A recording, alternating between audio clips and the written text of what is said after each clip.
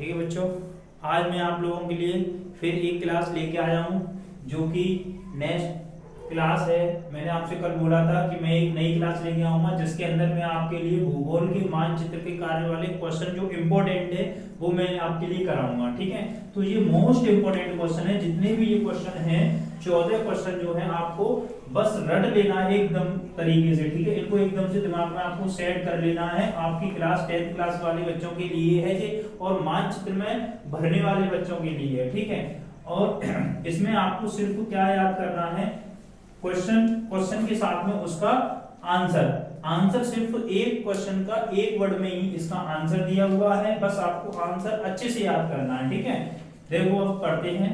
सरदार सरोवर नदी पर बांध, यानी कि सरदार सरोवर नदी पर बना बांध कहां पर बना है, और ये सरदार सरोवर बांध जो है वो गुजरात में, कहां से संबंध रखता है, गुजरात से। तो आपको ध्यान रखना है कि जो नक्शा है आपका वो कहां पर है, उसका गुजरात में आपको उसको भरना है। ठीक है, आपको गुजरात में, ठीक है, यहाँ पर आपको लिख देना है गुजरात। जो सिंबल देगा वो कुछ भी कह सकता है, यहाँ पर आपको गोला होगा या फिर ऐसे सितारा बना होगा, कुछ भी बना होगा, जो सिंबल देगा वही आपको वहां पर सिंबल लिखना है, और उसके साइड में ऊपर नीचे कहीं भी बस एक लाइन खींच के उसके नाम को लिख देना है। ठीक है, दूसरा है राजस्थान की राजधानी। तो राजस्थान की जो राजधानी है वो क्या है आपका बेटा, जयपुर। क्या है, जयपुर। क्या है, जयपुर। तो आपको ये बात भी ध्यान रखनी है, राजस्थान की राजधानी जो है वो क्या है, जयपुर। और जो वो कहां पड़ती है आपके, ये राजस्थान में। ठीक है, तो गुजरात से थोड़ा सा ऊपर जाओगे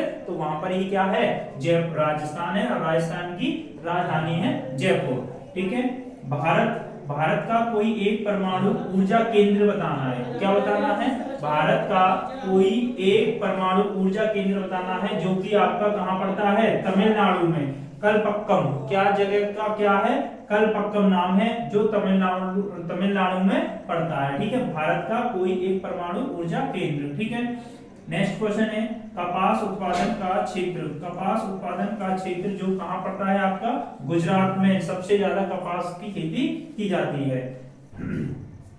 ठीक है, आपकी उसके बाद में आपका ये क्वेश्चन नहीं है। ठीक है, ये आपको नहीं करना। उसके बाद में आपको सिर्फ 7, 8, 9, 10, 11, 12 और 13। ठीक है, कॉफी उत्पादन का क्षेत्र, यानी कि कॉफी उत्पादन का क्षेत्र। कॉफी सबसे ज्यादा जो है कहाँ पाई जाती है, कर्नाटक में। इसकी कॉफी की जो खेती होती है वो कहाँ होती है, कर्नाटक में होती है।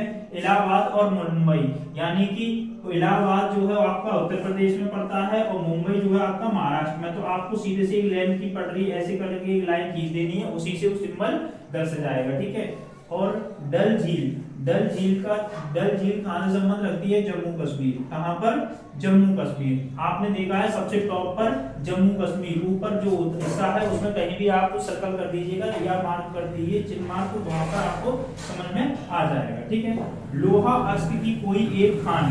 लोहा अश्क की कोई एक खान जो आपको सेलम से है। कहां पर है ये बेटा, सेलम में। सेलम कहां पड़ता है आपका, तमिलनाडु में। भारत के नीचे वाला हिस्सा जो है आपका सबसे नीचे तमिलनाडु में पड़ता है। ठीक है, तो ये आपके तमिलनाडु में पड़ेगा।